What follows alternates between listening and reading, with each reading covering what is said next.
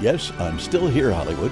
And coming up on today's episode, back in the day, Saturday night television was a huge opportunity for the three networks to create family TV. And for a decade, starting in the late 1970s, there was a show that, besides topping the ratings, was family-friendly and also became a huge promotion for sailing vacations. Let's just call it the precursor to today's Below Deck.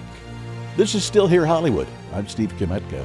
Join me with today's guest, Isaac from the Love Boat, Ted Lange. Thanks, Ted, for coming to sit in on our little podcast here, Still Here Hollywood. I'm still here, Steve. Yeah, so am I. But I come back and forth from Chicago. You live in San Diego? Well, we live in Oceanside, which is about 40 minutes outside of north of. It's so beautiful down there. Oh, it's gorgeous. If you're going to retire, that's a place to do it. That's really if you the can afford place it. to do it. And the beauty of it is my wife's family is all in Oceanside. So you were talking about taking the train up? Yeah. You and your wife? Mm-hmm. I've never taken it up here, but I've taken it down to San Diego on a number of occasions. Yeah. And the one time I didn't take it, I was really sorry because it was on Thanksgiving Day and I drove down. Because I have a cousin who lives in San Diego and he usually sponsors Thanksgiving when I lived up here. Yeah. That was the longest 4 hours of my life. I'm sure. It was a good double what it normally is, you know. Did you have any favorite guest stars who appeared on The Love Boat? Oh, God, yes. Yes, Gene Kelly. Gene Kelly appeared on our show. And the Monkey Monk said, "Don't talk to Gene. He's a grumpy guy. Okay, so just leave him alone. When you do your scenes, fine, but don't talk to Gene." And so we all said, "Okay, yeah, fine." So we were in Hong Kong, and we're sitting in a little van. And I'm waiting to shoot a scene with Gene Kelly. So he's sitting there, he's reading a magazine, and he wore contacts and glasses. Okay, so he's sitting there, and he's reading. And I said, screw this, I'm going to go talk to Gene Kelly. So I go, he's sitting in one chair, and I sit across the room, I go, "Hi." And he's reading, and he looks up at me, and he goes back to reading. I said, "Can I ask you a question?" You can see him go, "What?" I said, "What was it like dancing with the Nicholas brothers?" Now, for your audience that don't know who they are, they're two black tap dancers out of the Cotton Club back at Harlem Renaissance. And Gene put them in his movies. So they did some wonderful numbers together. Oh, my God, they were incredible dancers. So he did like this. "You want to know about the Nicholas brothers?" And I said, "Yeah." So he told me this wonderful story about the Nicholas brothers. And then they call us on the set. We go on the set. We do a scene together. Then we're done, and we go back to the bus, the little bus. He says, "Hey, you want to have a drink with me at the hotel?" I said, "Yeah, sure." Do I? Do I? And so I hooked up with him. After we'd finished our day's work, I hooked up with him, sat down in the hotel, and he was wonderful. It was totally different. And then on reflection, I said, I bet everybody, when they get a chance to talk to him, talks about Singing in the Rain. I had no interest in Singing in the Rain because I knew the Nicholas brothers, you know?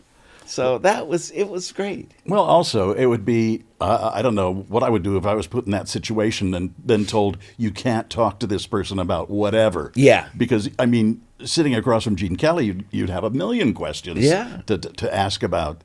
Who else besides Gene Kelly? Oh, Diahann Carroll. I kissed Diahann Carroll. I'm sorry, Mary.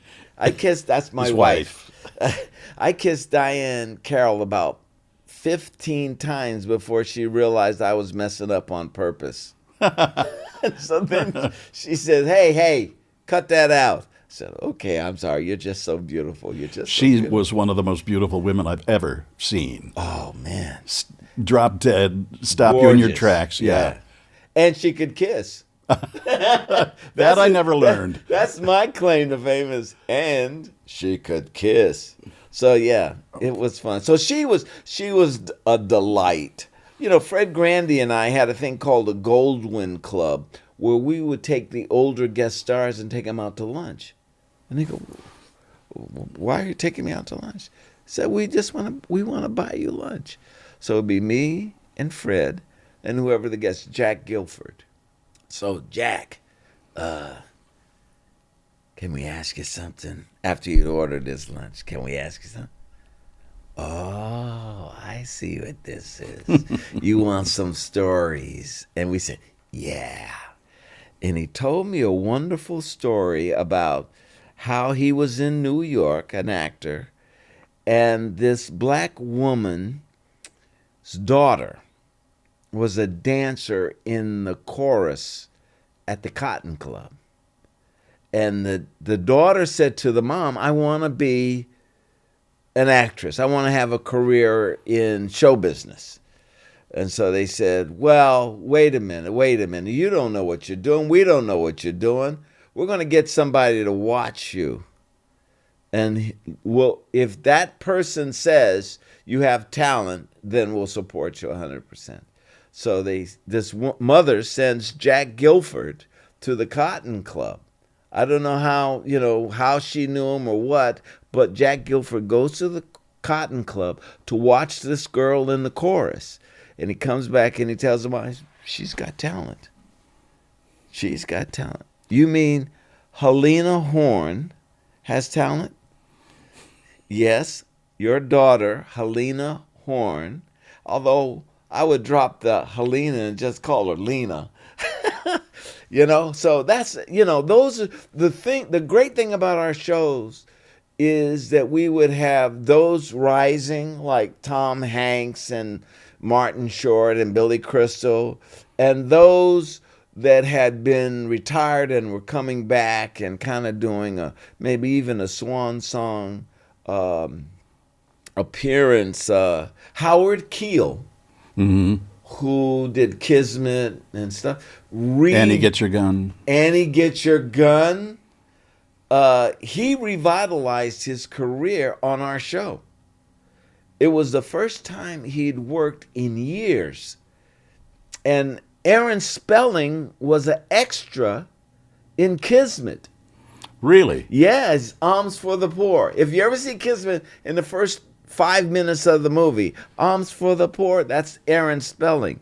So he's looking around and he's going, geez, he was an extra in my thing, and look at what he's done. And but Howard Keel did a scene. I'll never forget. He did a scene, and they said, "Cut, print," and everybody walked away. And he went like this.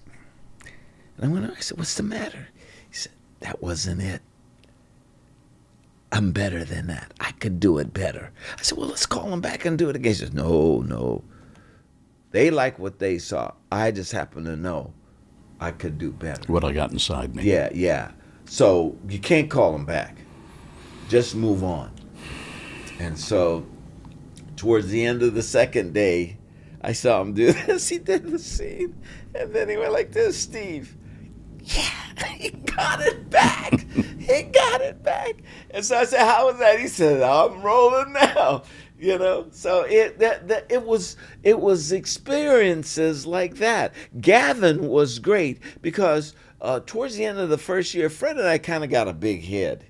We got a big head, and because we were young, we were in our 20-something, 30, and Gavin said, "Hey, come here, you two." Him and Bernie Coppell, because they'd been around a long time. They said, "Listen, this is not how you handle people that guest on our show. What? You go up to them, you shake their hand, and thank them for being here. You show them where craft services is. If they need to know the makeup room, you show them where that is. And any way that you can be helpful to those celebrities that are here, you be helpful. They were all the guest stars, special guest stars that you had on that show, were probably a big percentage of why it was on so long. Yeah. People love seeing those old. I shouldn't say old. But seasoned performers, veterans, right? They were veterans. But here's the other thing. The other thing is we, as a cast, got along. And I think that was primary. Because I did a previous series where there was fighting and walking off and, storming out. Oh, man. And I want his joke. And then whereas on Love Boat, it was, I think Isaac should say this. Okay. Oh, man. Okay. And then so that we were, particularly Fred and I, we had, and you can't bottle this. I mean, you don't know what the formula is, but two strangers walk on the set and have immediate chemistry. And that has translated to recently, Fred and I did I'm Not Rappaport. We did it together, still have our comedic chemistry, and we added Jill into the mix on this last run that we did, I'm Not Rappaport, where she played Fred's daughter. And it was a big hit. We were in Michigan, and it was a big hit. But you don't know someone's timing when you first walk on there. And you have to be generous with the other actor, or you're going to miss it. And we were all, Bernie, Gavin, Jill, Tweez, we were all generous with each other. There was no competition other than when I say my line, I'm going to be funnier than you. No, you're not. Oh, watch this. That's what we did. And I've been on the other end of that stick where can't wait to get home. When Gilligan went to work on the SS Minnow, it was supposed to be for a 3-hour cruise. Yes. On the Love Boat, you were on for 10 years. 10 years. Did you expect it to last that long when it started? Gavin did. We didn't. Fred and I, because I had a deal with Jimmy Comack. You remember Jimmy Comack? Jimmy Comack, I did a series for him called Mr. T and Tina with Pat Morita. Okay? And I had a guest spot that turned into a regular. And he fell in love with my comedy. So he said, listen, my friend Aaron Spelling wants you on this show. He says, but if that doesn't work out, I'm going to do a series around you. At first it was going to be me and Pat, but the network didn't want Pat, and they wanted to give me some holding money so that I wouldn't take anything else. So Comack said, hey, take the gig, but if it doesn't work out, they told him the premise, and he went, that's not going to work out. He says, so he told me, he says, listen, I'm going to get you some holding money. And Fred had something else that he was up for. So Fred and I are going like, oh, you got these girls in bathing suits. This isn't reality. Nobody's going to watch this. And we would go on a cruise, and the cruise would all be elderly people. At the time we did the pilot, 1977, there were no young people on the cruise. It was the swan song of your grandmother or your grandfather. They would take a cruise to Mexico, come back, and sometimes they didn't even make it back. They had refrigerators on the boat. Just in case. Yeah, just in case. And there were, hey, what happened to the lady with the thing and the thing? Oh, she got off in Mexico. She's not coming back. But so Fred and I are going, we just don't see it. But Gavin said, this is a hit. And we said, oh, you sure? You remained very close with Gavin. Oh, yeah. I have to be careful because I start crying when I talk about him. You were that close. He was the greatest guy ever. Did you consider him a mentor? Yes. And he didn't have to look out for me. He didn't have to do that. But he knew some of the crap I was going through just as a performer, as a black performer. He had my back. We had producers. And same thing with Bernie and Fred. They had my back. We had a producer that didn't want to write for me. He didn't want to write love stories for a black character. And Fred and Bernie noticed it. And I'm going to the guy saying, hey, what about, and the guy's going, no. And what makes me mad is he was Canadian. He wasn't even American. Okay? So Fred and Bernie wrote a love story for me.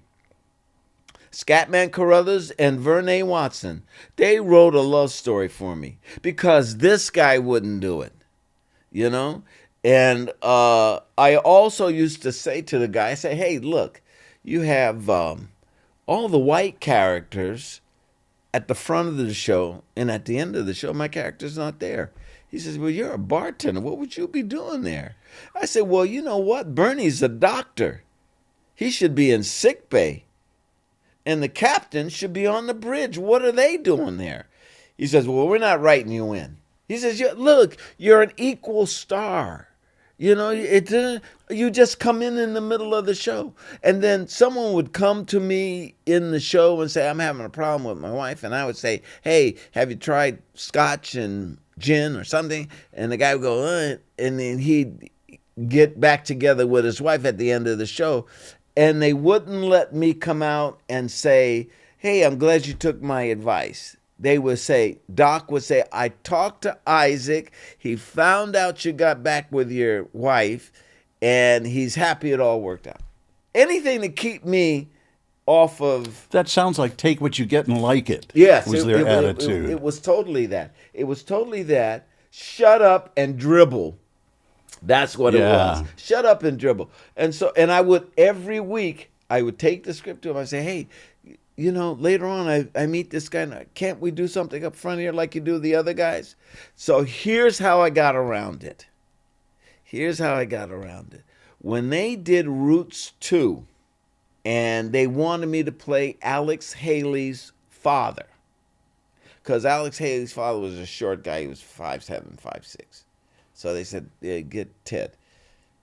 So we go to Aaron Spelling and he say, hey, listen, Ted would like to get some time away from the show because they're going to do Roots 2. And Roots was a huge, phenomenal hit. And so who wouldn't want, right? So Aaron says, no, I don't let my stars guest on anything else.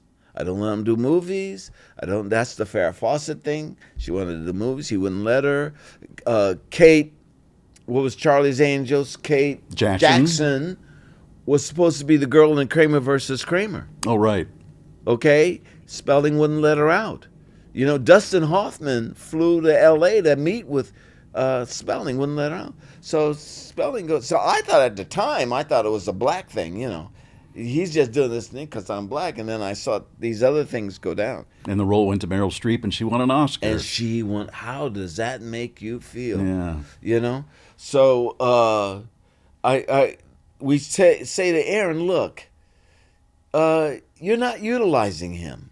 You use him in the middle of the show. You could schedule it so we can work around that. And he said, what do you mean we only use him? He said, yeah, he wants to be in the front. He wants to be on the end. And you're not even utilizing. You got everybody but him. And so Aaron said, well, wait a minute. Because he didn't know. So we have this meeting, and Gavin had some complaints too, because Gavin was an appendage to the guest star. He said, I want some stories. All I do is say, welcome aboard, and I'm glad you solved your problem, but I want some stories. Or Bon voyage. Yeah, And so Aaron said to the writer-producer, he says, let's get Gavin some stories. And the guy says, okay, well, we'll try. And Ted, what is your thing? I said, well, the front and the back, and blah, blah, blah, blah, blah. I say, well, he turns to the guy, why isn't he in the front like everybody else? I said, He's a bartender. Aaron, why would he be in the front of the show? That doesn't make any sense. And so Aaron said, well, is there any reason he could be in the front of the show that a bartender would be? He said, well, if he was a head bartender, and you could see the guy want to go, oh, I said the wrong thing. Let me pull these words out. You could see him, man. And Aaron said, make him head bartender. So they did a whole episode on I became the head bartender. We'll be back in a moment. One time, Cloris Leachman's daughter came on a cruise, and she needed a shoulder to cry on and to talk to because she was going through a thing with her mom. And so she came and knocked on my cabin door. I opened the door. I said, yeah. She says, can I talk? I said, yeah, but I leave my door open. Because if I bring that girl into my cabin and close the door, you got to know this. There are going to be some upset people. Girl was 17 too at the time. Did you ever get bitter about this stuff? No, you can't be. Because it ain't on me. It's on them. Now, I don't have to hang out with you if I think that you're not righteous. I wrote a play called One Righteous White Boy. Do you know what a black entertainer needs to succeed in show business? What? One righteous white boy.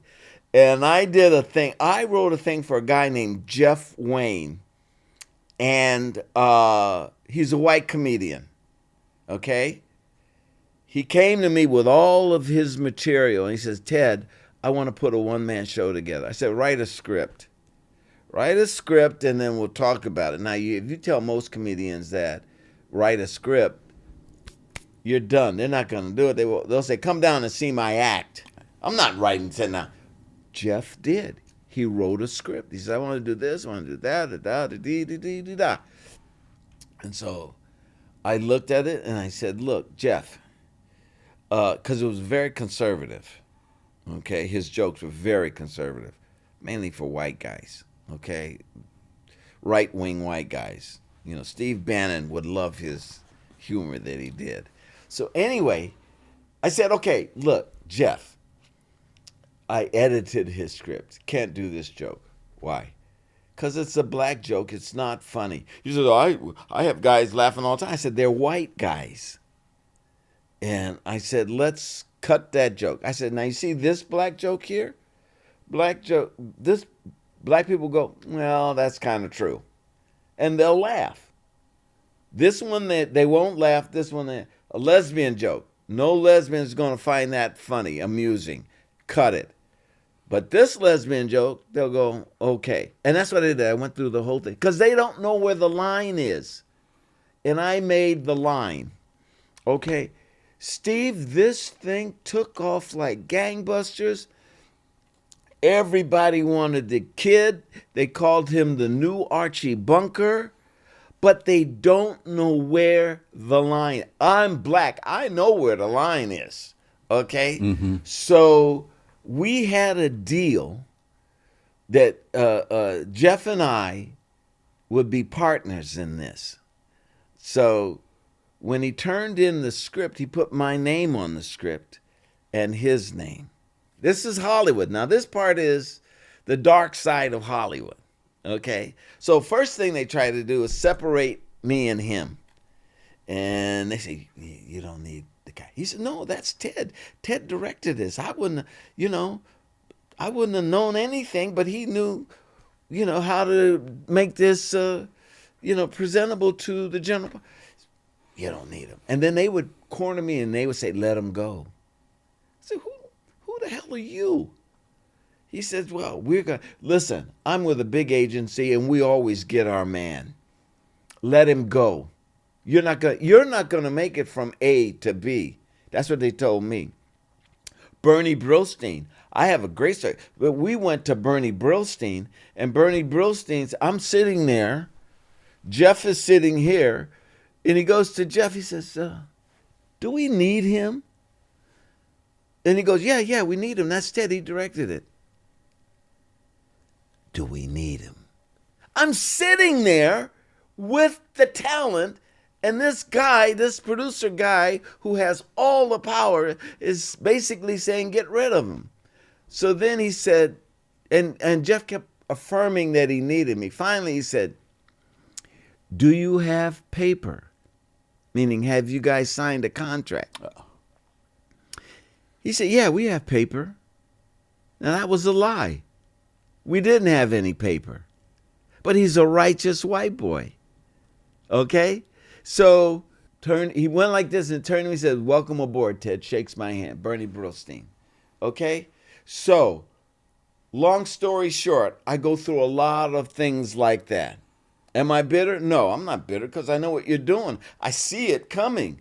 Am I bitter that we have a new president? No, but I saw this coming, you know? I saw all of that stuff coming. The problem is you guys don't recognize it. But I know a con man when I see one. You know what I'm saying? So we go to William Morris, and I don't mind saying the name, William Morris. And I'm going to direct the pilot because I've been directing. Jeff is going to star in the show. And we got this guy named Buddy Mora. He's a manager. He was like Brillstein. Buddy Mora, and we got an agent, Lee Cohen, at William Morris. And Lee Cohen calls me up.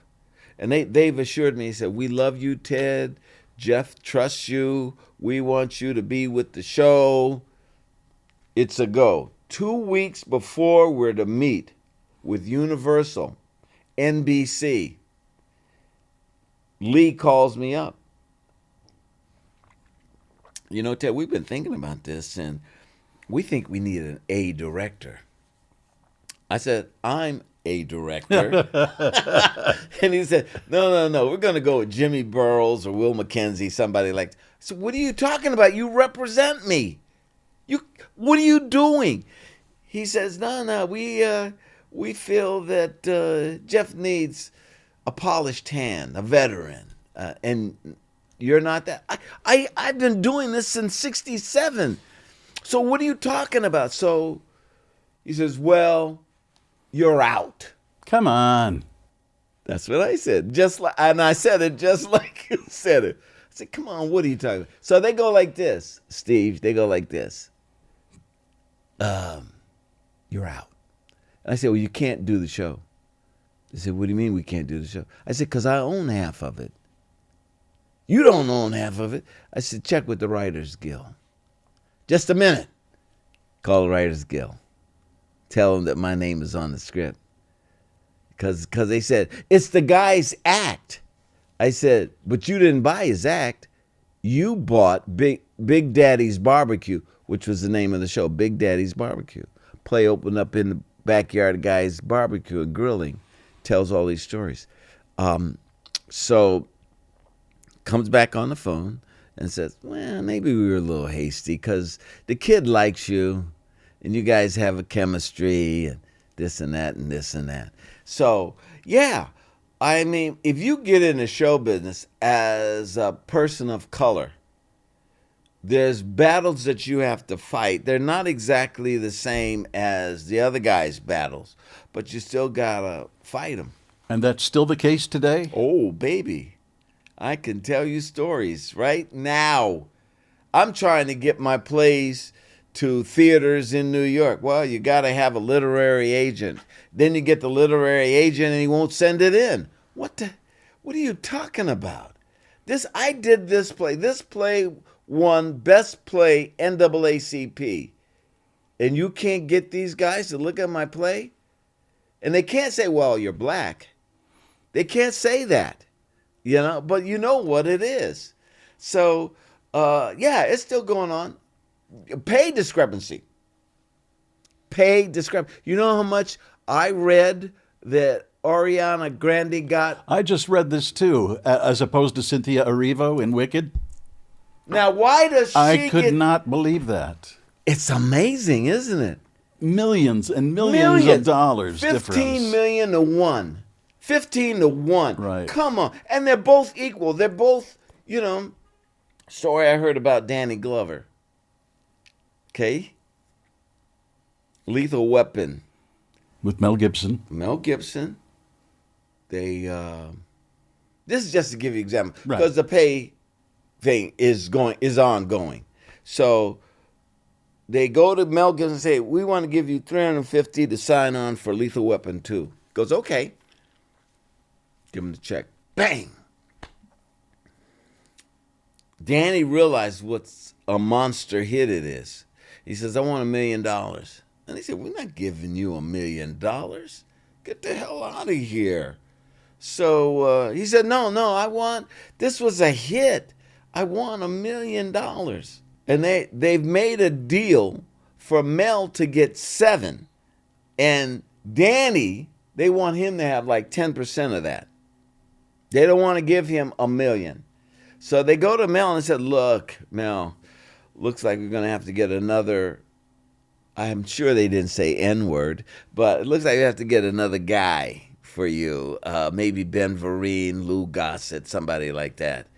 And Mel Gibson goes, hey, no, the chemistry is me and this guy. They said, no, you don't understand. He wants $1 million.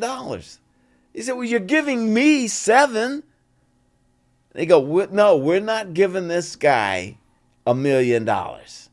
He said, well, then I'm not doing it. He said, you have to do it. He says, I'll return the money. I'm not doing it without him. You know how much they gave Danny Glover? How much? $999,999. Just because. And 99 cents. Now, someone from Warner Brothers Contracts told me that story. So if it's a lie, it's on her. Okay. So yes, the answer is it's going on right now. Still. If a white girl walks into my trailer, I'm leaving that door. Leave that door open. open. What was your worst experience with a guest star? Worst experience is after Gavin told us to go up to the guest star, shake their hands, and welcome them to the show. I went up to a guest star. I said, hey, my name is Ted Lange. Welcome to the show. And he went like this. And walked away. Well, who does that to anybody? Who does that to anybody? But I had on my little red jacket. There's a couple of other guys with red jackets. I guess he thought I was an extra. And even if he did, why would you do that to an extra, right? So about a half hour later, he comes up with the director, and he says, Ted, I want to introduce you to your scene partner here, so-and-so, so-and-so. And the guy looks, nice to meet you. I went, yeah. And this guy was a fairly big guy and he used to have a golf and tennis thing. Tournament. And every year he would invite me. But I already know who you are. Why would I go? Yeah. I know who you are. You want to let us in on who it was? No, I don't want to do that. Okay, I thought I'd give it a shot. When Jill was here, she was telling us some experiences, bad experiences she had with Douglas Kramer. What were your experiences with him? Well, I knew who I was dealing with. See, the whole thing is you got to know who you're dealing with. If you know who you're dealing with, then you navigate. You can navigate yourself through the thing. And Tweez made some mistakes, and those mistakes were with Douglas Kramer. But that's our boss. Douglas Kramer, Aaron Spelling. Those are our bosses. So if you understand that's your boss and you understand, where the deal is, you try to navigate where you're going to go. But Jill was a little girl. Yeah. That's, and when people say, hey, my kid wants to be in show business, I said, send them to dance class, send them to voice lessons. Let them take acting classes, but don't let them be professional. Because they got to find out who they are. First. Yeah, because I saw a couple of people. I see. The other thing I used to do is I used to go around because I wanted to direct. I'd go around the different shows and watch the directors, or I'd make friends with a director. I said, "Can I come watch it?" Yeah, and so I do that. But what happens is sometimes the directors forget they're talking to a kid, and they talk to them as if they're an adult, and then so you have them treated a certain way. I remember Alan Rafkin, who was a director. He was working on One Day at a Time, and one of the kids on there turned to their father and said, "Get me a drink, a Coke." Father got up and went and got the Coke. And Alan Rafkin was incensed, and he pulled the kid away and he said, "Hey, that's your dad. You don't demand a Coke from your dad." And that's a problem with kids in show business. I know they got to have them. But you see all of these guys going south, you know? So I say, let the kid grow up, because it's going to be tough enough as an adult to navigate what you're going to do, to watch out for the drugs, to see who's leading you, somewhere where you don't want to go. Astray. Yeah. Ted, one of the other things that really caught my attention when I was doing my research on you was something you did with Jenna Jameson. Yes. One of my fun things I did with Jenna Jameson. Jenna Jameson, for those who may not know, I used to run into Jenna every year at the Cannes Film Festival. Oh, because did she was, you? Yes, she was there selling her wares. Yes. I mean, professionally. Yeah. But she was a very well-known and very well-liked adult film star. Yes. And you did. Some people say pornographic, but adult will work. Adult sounds much nicer. You did a sex and advice column with her. Yes. Called Ask Isaac? Yes. Why Ask Isaac? Because I was the bartender, and from the television show Love Boat, people would come into the bar and they'd ask Isaac, "Hey, Isaac, I got it done, the bone. And I would say, "Hey, do this." Now, what I did, my goal was to make sure, it was a men's magazine, first of all. So you got young men reading the magazine. So my goal was, first of all, to make sure if they were having sex, that it was protected sex. So I was a big advocate for condoms. And then I tried to add humor into the advice.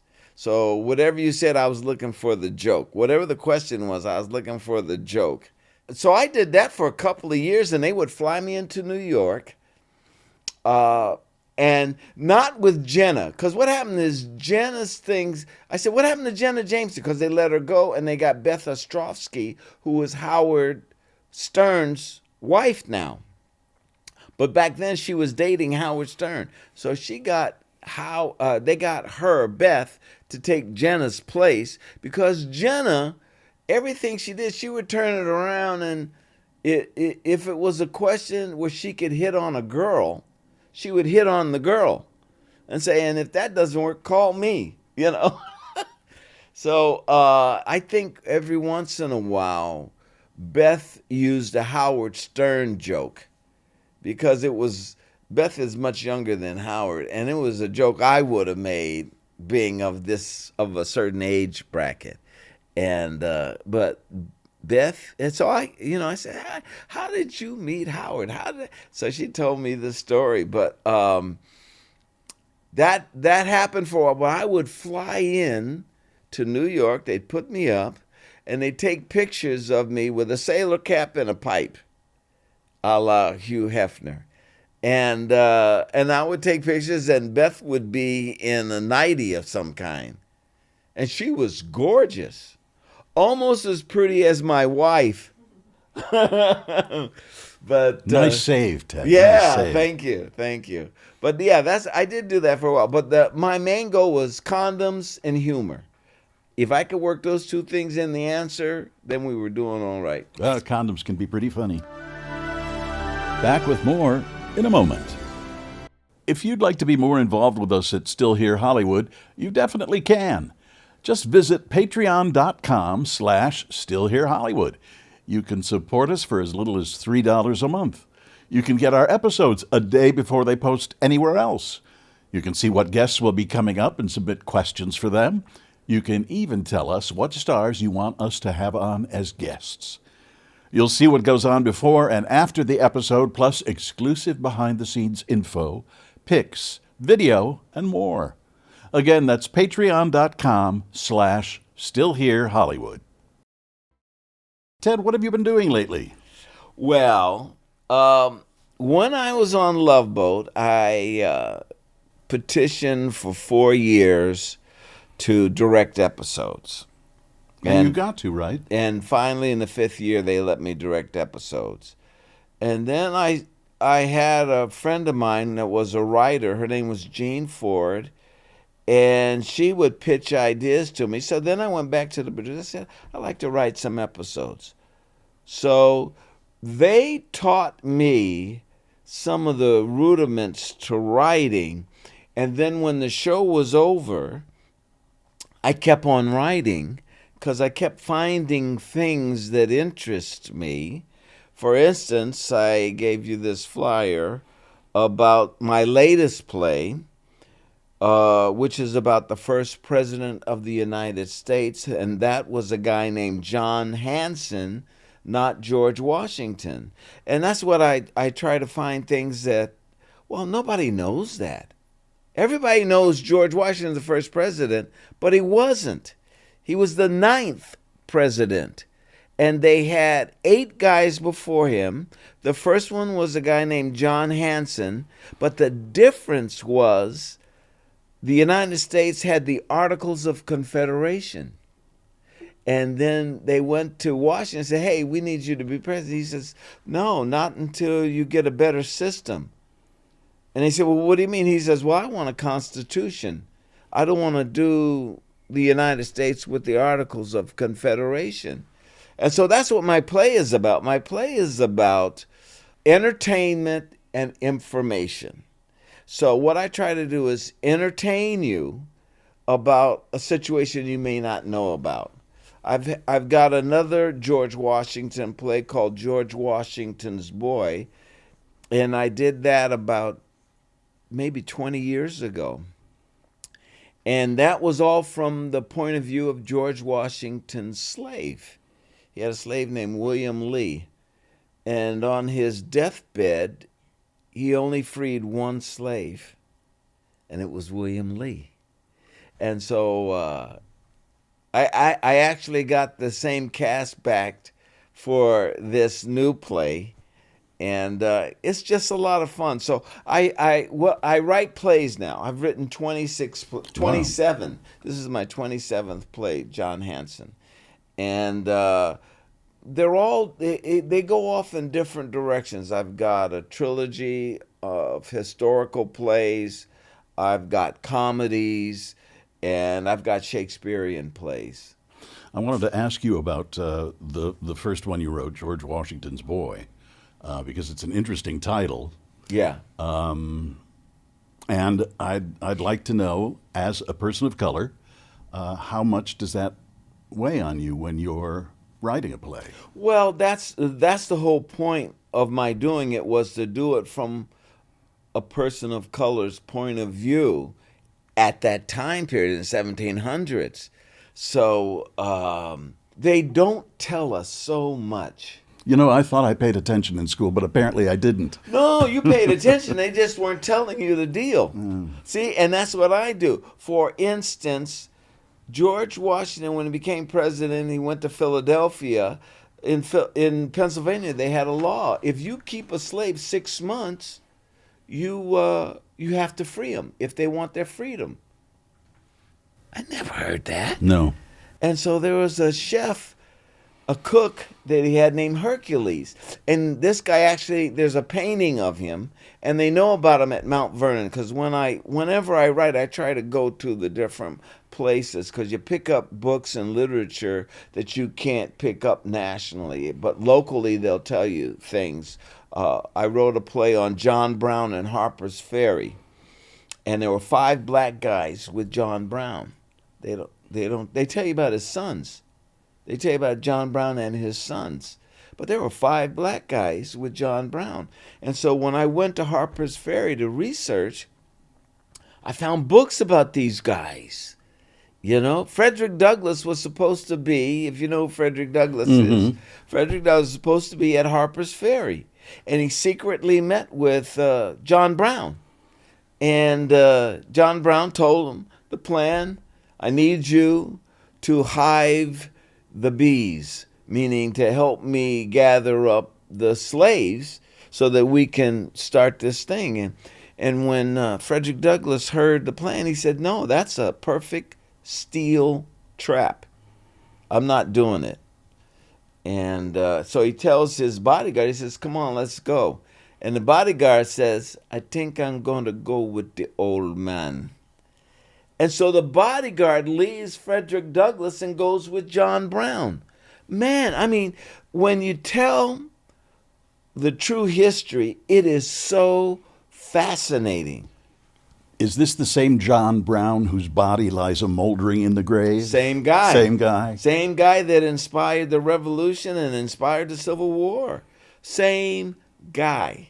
And so I've got an American Revolutionary play. I've got a pre-Civil War play, and I have a Civil War play that I'm going to do in New York in September of 25.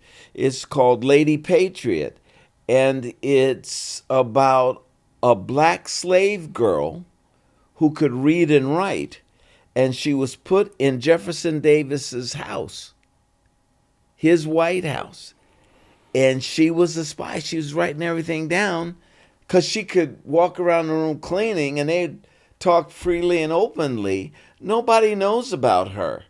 And if you go to Virginia, I did a tour of the White House in Virginia, and they're clinging to the past. Boy, are they clinging. And so they won't even acknowledge that this girl existed, but she did. Her name is Mary Bowser.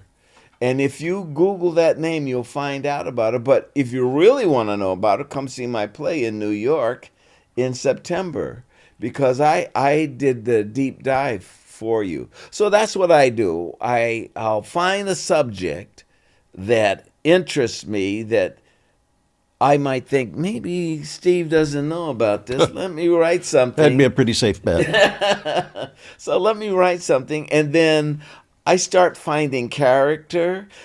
They don't realize in the history books, they kind of make them dry when they're teaching it. But if you really delve into the character, you see the personalities.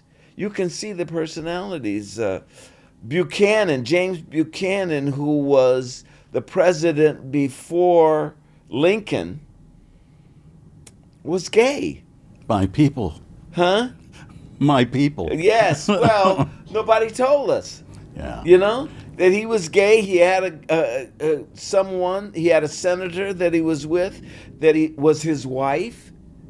And when that person died, he then they called him a bachelor, right? He was the bachelor. Confirmed.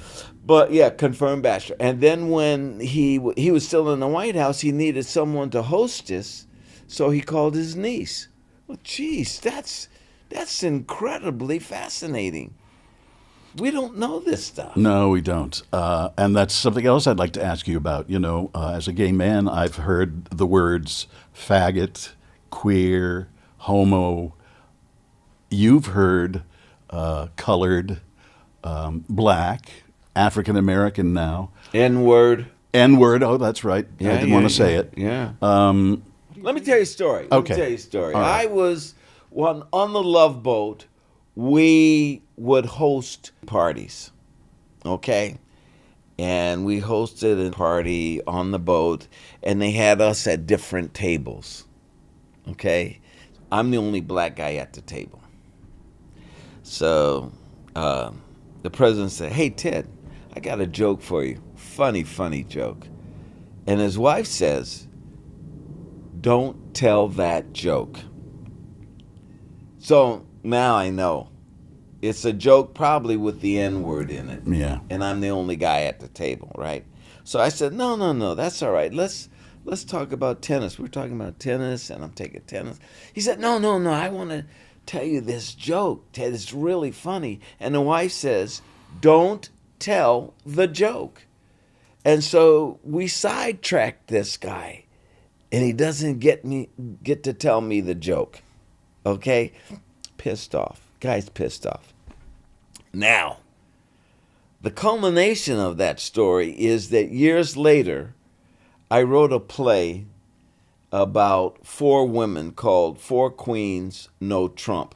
Nothing to do with the president, but it has to do with playing a trump card. 4 Queens, No Trump. And this guy's son was a friend of mine. And the son had a wife who was in my production of Othello. So she played Bianca. So I said, hey, I'm doing another play. I want you to come see it. So she brings her husband. He loves the play. Now the president is the ex-president.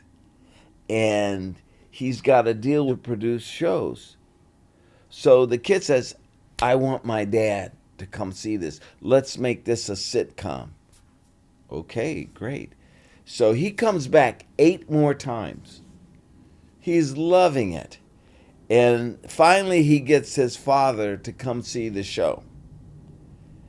Packed house, primarily a black audience. Big laughs in this play. Intermission comes to me and says, hey, Ted, we got to go. My wife, we got to go. It's too hot in there, and excuse. But I'm looking at him, and I'm thinking, you're still mad about that joke. You didn't get to tell me that joke. And had you got to tell me the joke, I might have had a half-hour sitcom. But that's the kind of stuff, I mean, the stuff that I have had to deal with, you can't be mad. You can't be mad. If they see the anger in your eyes, you're done. So you can't be mad. But you have to figure out a way for yourself to live with the situation they're going to put you in. So they put me in a situation where this guy wants to tell a joke. If I can figure out a way that I don't have to be humiliated or be the butt of a joke, I'm going to try to figure that out. Mm-hmm. But get past it on your terms. Yeah, I have to do it on my terms, exactly. And that's the thing about Hollywood. One time, Cloris Leachman's daughter came on a cruise, and she needed a shoulder to cry on and to talk to because she was going through a thing with her mom. And so she came and knocked on my cabin door. I opened the door. And I said, yeah. She says, can I talk to you? I said, yeah, but I leave my door open.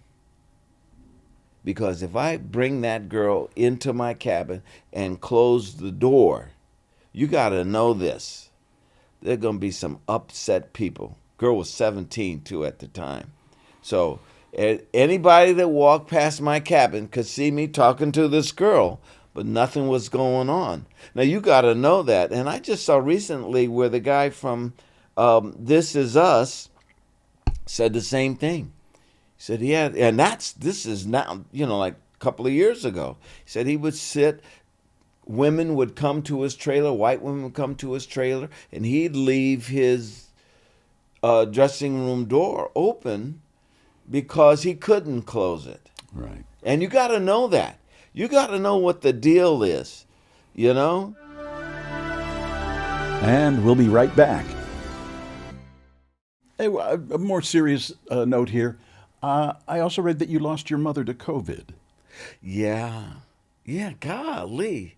Yeah, my mother was a force of nature.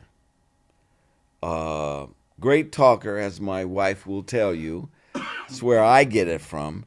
And she was a pioneer in Bay Area television. She had a talk show on PBS. Then when they started doing local stations, like back then it was UHF, Right. KBHK. She had a talk show on KBHK. And so she would get on. She was very politically motivated. So we always talk politics in our house. And that was very, very fortunate for me because listening to her taught me how to deal with these situations that I'm telling you about. You know, one time this guy, the producer, wanted my mother to be a guest star on Love Boat. And he called her and said, we want to bring, and he was trying to placate me without putting me, he's trying Without putting you in the middle? Yeah, man. So I called up my mom. I said, Mom, I don't want you to do the show. She said, okay. No debate. That's my mom. That's how we dealt. If she said to me, I need you to do this, boom, it was done. We had a great relationship. I had a great relationship with my father because my father was an actor in the 50s. My father was at a theater here in Los Angeles called the Ebony Showcase, where they put black actors in white plays. So Take a Giant Step, The Detective Story, all those plays that were done in New York in the 50s, they would come out here and they'd do them black. And the guy that did it was a guy named Nick Stewart. He owned Ebony Showcase, and he was lightning on Amos and Andy, if you remember that. I don't know if you know that show at all. Oh, a little bit. Yeah. So he was lightning, but he had a theater, and he was training all of these guys. And one of the big guys, one of the first guys that he trained was a guy named Jimmy Edwards. Jimmy Edwards did one of the first integrated movies with Stanley Kramer. I forget the name of it. But Jimmy Edwards was in this movie, a war movie about a soldier that needs a blood transfusion, and he gets a blood transfusion from a black soldier. This is back in the 50s. And Jimmy said, he was my father's best friend. We'd go over to the house, and Jimmy Edwards said, I got the gig, and there were only 11 people in the audience, which means never slouch. If it's not enough people, don't say, well, who's going to? Never slouch. Always do your best, because there's 11 people there that need to see it. So Home of the Brave, that was the name of the movie. Home of the Brave, Stanley Kramer and Jimmy Edwards. James Edwards was the star of that, and the last film he did was with George C. Scott Patton. He's the one at the end that dresses Patton. He's the black domo. In a sense, I grew up around show business, and so every summer my brother and I would come down from the Bay Area, and we see my dad in a play, And my dad was a good little actor, but problem with my dad was he was too fair. He was very fair-skinned because he's from Louisiana. And back then, you wanted dark because you were going to be in a Tarzan movie, Jungle Jim. You were going to be a servant in a plantation movie. So my father was too light. So he towards the 60s, he would get one or two little film things, but basically he was a stage actor. He never really got to do the deal, Backtracking quite a bit, how did you get the role of Isaac? Okay, I did a series called That's My Mama. Right. Now, I'm not going to tell you that was a series everybody was fighting on, because that wouldn't be right. But I did this series for 2 years called That's My Mama. And after that, I left that series, and I had a very flamboyant character. And Viola Davis, if you ever read her book, I'm in her book. Because one of the things that inspired her was that character on That's My Mama. I Good didn't actress. know that. Yeah, great actress. So this next series, after that was an ABC series. After that, I did another series with Pat Morita called Mr. T and Tina. And in that series, it was written by the women, not the women, Madeline Pugh and Bob Carroll Jr., who were I Love Lucy writers.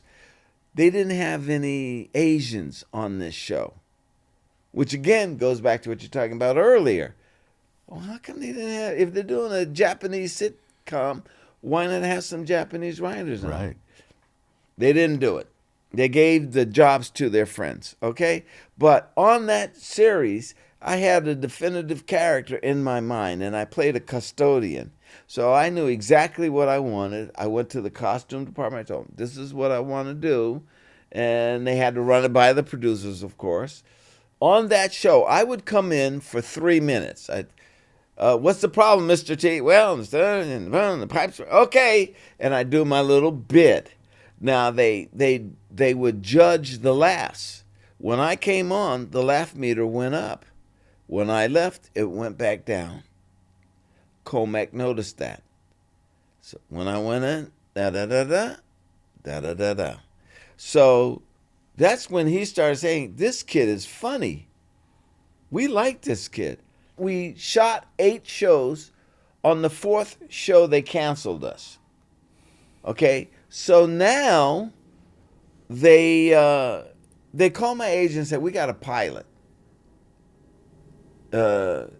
And we want Ted to go in and interview with Doug Kramer. I go in to 20th Century Fox, meet Doug Kramer. Said, do you get seasick? I said, no, I don't get seasick. Well, do you ride a motorcycle? Yeah. Do you ride a horse? Everything is give me the job.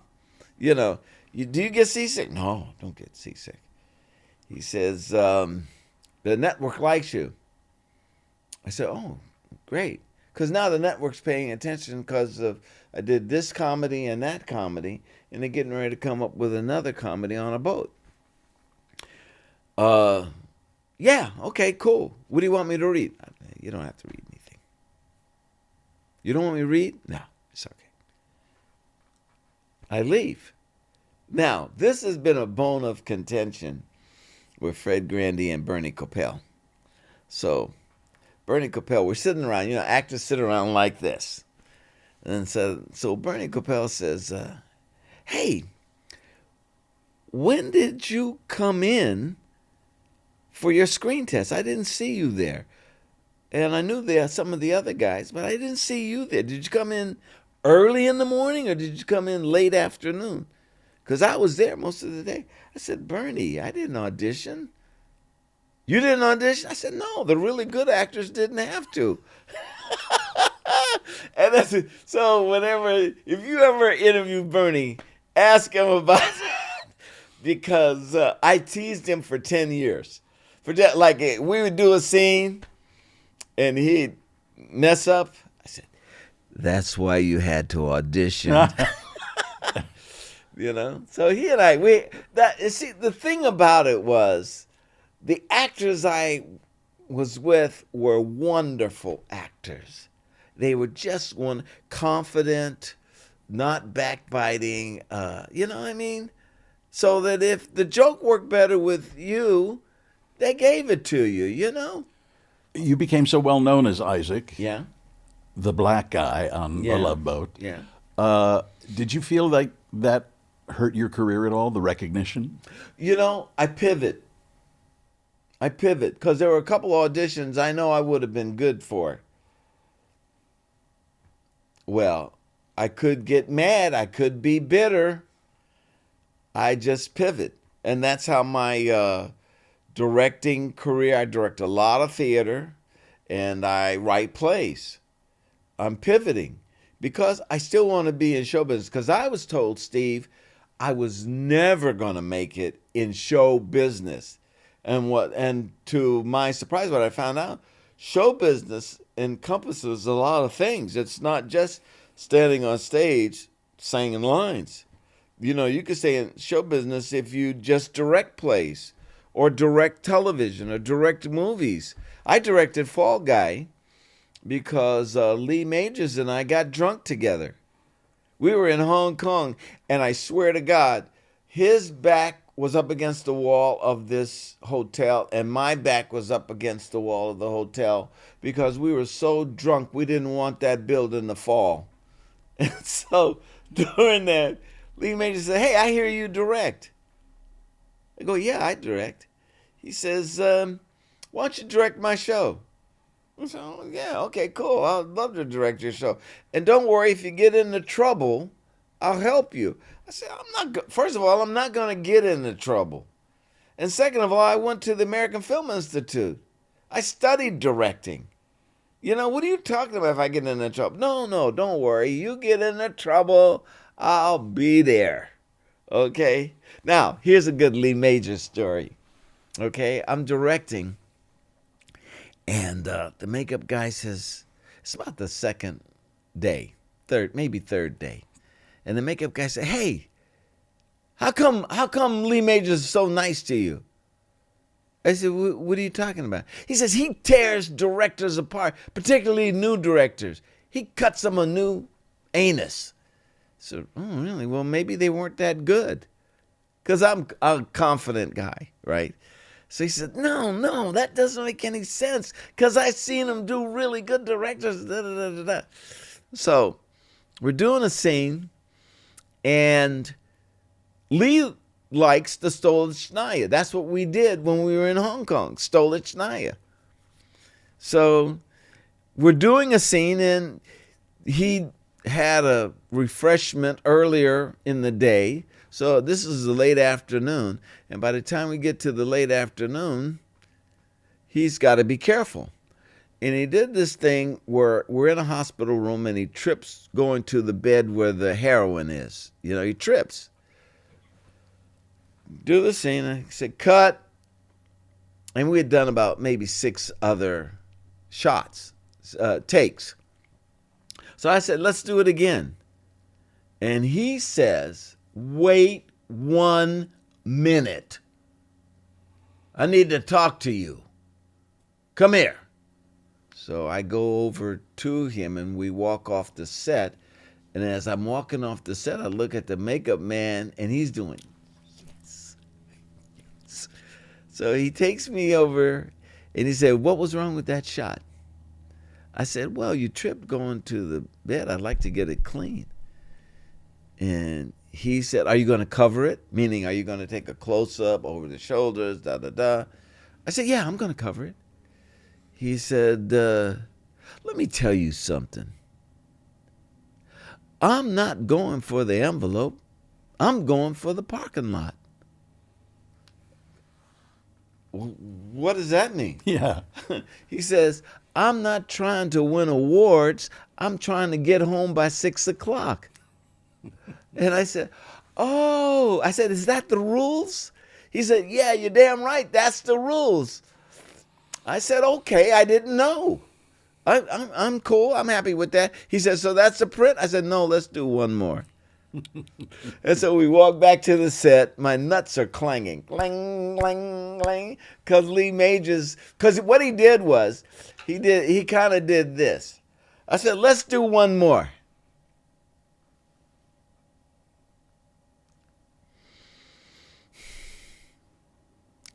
Okay. You know, because he knew I wanted the best out of him. I didn't want, I could have been sloppy and just, fudged it. Stay on a close-up as he walks over to the bed.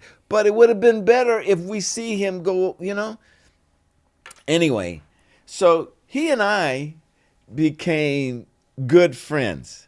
We became good. And I did a number of shows of The Fall Guy. And just recently, I was in Tennessee at one of those autograph shows, and I hadn't seen him in 30 years. Wow. And so he lives in Houston, And so I went over to him. I said, hey. He said, hey. And we caught up. It was great. We caught up. That's nice. Yeah, it is. It was really nice. What are some of the other roles you've played? I did Othello. I did a Shakespeare. film. Shakespeare. I did a film. I went to the Royal Academy of Dramatic Arts. That Lynn Redgrave wrote you a letter of recommendation? Lynn Redgrave wrote me a letter. But see, I was directing her, and she would quote Shakespeare, and I would quote Shakespeare. I did Romeo and Juliet. She did da-da-da, da-da-da, and we were throwing back. And she said, you should go to the RADA. And I said, oh, Lynn, look, I make really good money. I'm famous. And, really, what do I need with RADA? And she looked at me and she said, oh, I'm sorry. I thought you were an actor. I went, well, wait a minute. And so I then investigated it after her. And then I went back to her and I said, would you write me a letter of recommendation? You didn't say to her, Lynn, I'm going for the parking lot, not the No, envelope. didn't do that. No, I didn't do that. So, but you know what? At that institution, I learned how to use words. You think you know how to use words, but when you study, and we were studying iambic pentameter, so there's certain emphasis on certain words, hard, soft, whatever. And I learned this thing, and that's where I got introduced to Othello. And so my teacher said, you should do this thing from Othello. I said, why do all you Englishmen want us to do Othello? I want to do Richard III. And they said, well, if you're afraid of Othello. No, I'm not afraid. Well, then just do Othello. We'll get to Richard. Don't worry, we'll get to Richard. And so I did Othello, and I fell in love with the part. Now, oddly enough, I did a production of it in L.A. Doing that production, I did it for black folks. It was in a community theater thing, okay? Did this production of Othello, which, incidentally, my wife came all the way from Orange County to see me do it. And that's a good wife. Yeah. Well, she wasn't even a girlfriend then. Oh. And maybe she was auditioning. Yeah, man. So I did it, and after I did it, I would meet black people, and they would come up to me and they say, "Hey, I saw you in Othello." I go, "Yeah." They said, "Well, what was this part about here?" I said, "Didn't you get that?" No, what was that? And so then someone else would come up to me. "Hey, I saw you in Othello." "Oh, thanks." "Hey, when you did the thing, what was that?" So what I did, Steve, was I wrote a prequel to Othello in iambic pentameter. Because white guys will say to you, "Oh, you wrote a prequel, huh? Yeah, but you didn't do it." And I said, "No, I did." "What?" That gets them. I love it. "You wrote it in iambic pentameter?" "Yes, I wrote it in iambic pentameter." So, but what it does is it shows the evolution of Othello all the way up to the first scene in Shakespeare's play. So you see him meet Desdemona. You see him tell Desdemona stories. You see him break off his relationship with Emilia, who is Iago's wife. And you see Iago start to suspect that Othello was with his wife. So you see all of that. So it's a prequel too, and then you go right into Othello and you haven't lost a step. So that play is called The Cause My Soul, and actually it's on Amazon. I have 3 Shakespearean plays, Steve. I have The Cause My Soul, which is the prequel to Othello. I have The Heart of Shylock, which is Merchant of Venice, and it's all from Shylock's point of view. Because originally it was a comedy, and they made Shylock the butt of the jokes. And when the previous president, I believe it was 45, did all of this stuff to immigrants, I wrote a play from an immigrant's point of view. to let you, I started to write a story about Mexicans, but it was too easy. But talking about Jews in Venice in the 1500s, the stuff they did then, they were doing later. If you were Jewish and you were in Venice, you had to be behind the gates in the ghetto by 6 o'clock. If you were in the center of Venice and you were thirsty, you couldn't drink from the water fountain. So I did this whole research, and Muranos, you know what Murano is? Yes. Okay, I got a whole thing about Muranos in this play about Shylock. And his best friend in the play is Othello. And they both talk about being immigrants. So I wrote this whole thing, and I've done readings of that. And then I got another one, a play called Shakespeare Over My Shoulder, and I did some research on Shakespeare, that Shakespeare, there is a debate about if Shakespeare wrote all the plays. There's a big debate on this. And some people think it was Edward de Vere, some people think it was Francis Bacon, some think it was Christopher Marlowe. And I wrote a play about who really wrote the plays. And I got these different sources. I was doing a lecture. I think it was Barry Manilow. No, it wasn't Barry. He would have sung it, but he wouldn't have wrote it. But so I did these plays. I did this speech at a Shakespeare conference, okay? And it was on Othello, because I don't think William Shakespeare wrote Othello. I think it was a guy named Edward de Vere. And then I put forth my thesis on this and the thing, because the play is taken from a novella. Everybody acknowledges the novella by a guy named Cinthio. And Cinthio's novella never made it to England. Shakespeare never left England. How did he find out about this? Edward de Vere was in Venice. And there are things that people say that this is really peculiar to Venice. You have to be there to know this. That's in the play. So I did this whole thing. Well, I'm with Shakespearean scholars. So they come up to me and say, "Hey, Ted, wasn't de Vere. Was it? No. It was Christopher Marlowe. Here's my book. I'm going to give you my book. Read about Marlowe." So, okay. "Hey, Ted, wasn't de Vere. It's Francis Bacon. Here's my book on Francis Bacon." So I got a book on Edward de Vere. I got one on Francis Bacon. I got another. And so then I just started reading it, and I said, there's a play in here. And then you got the guy, Shakespeare, who wants to be on stage. He's an actor. And I put in every cliche that an actor goes through. I do it with this character of William Shakespeare wanting to be on stage, and then segue into writing, and because the nobles at that time couldn't attach their names to plays or it would anger the queen. So what they did was they needed a front. They paid this guy, look, we're going to put your name on this. Shakespeare, William Shakespeare. And de Vere changes it to Shakespeare later. But anyway, so I've got a trilogy of plays on Amazon called Shakespeare Over My Shoulder, and it has those 3 plays in it. What was going through your head the morning after Love Boat Wrapped?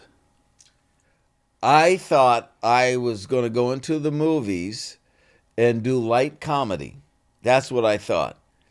I thought because of my recognition factor that it would be easy, and that so I was mapping out my career for movies, and then first I did a pilot of That's My Mama, and I was the lead now. I had been the minor character in it. They came to me. They said, "Love Boat's Wrapped. We want you to be the lead in this reboot of the series." Okay. They wrote it. and there was pay discrepancy. Okay? Yeah. Pay discrepancy. Okay, I had Judy Landers was with my agent. Do you know Judy? Oh, yeah, Judy and Audrey Landers. Yes. Judy was doing Waylon and Flowers. Waylon Flowers and Madam. Right. She was getting $10,000 an episode. And she was a minor character on the series. So Columbia came to me and said, hey, we want you to do this, da-da-da. Okay. Oh, we're going to pay you $7,000. I was, oh, whoa, wait a minute. I'm the star of this? Yeah. Well, I want 10. So I'm going to tell you, this is fun. Okay. And you can't be mad. So they said, well, if we pay you 10, we're going to have to, some other things are going to suffer because we're giving you 10. And I said, I tell you what, give me Columbia stock. Give me the 7 and 3,000 in Columbia stock. It'll be the 10. They go, oh, no, we're not doing that. We're not doing that. So I said, well, I want 10. And so finally they go, okay, you got the 10. Not, we'll give you $9,999 No, 99 cents. Yeah. No, but here's where it gets Hollywood. So I've agreed, signed the contract to do this thing. They come back to me and they say, hey, Ted, we got What's Happening Now, which is a reboot. We think we're going to need that to help us with your pilot. So, would you do a guest star on What's Happening Now? Oh, yeah, sure, absolutely.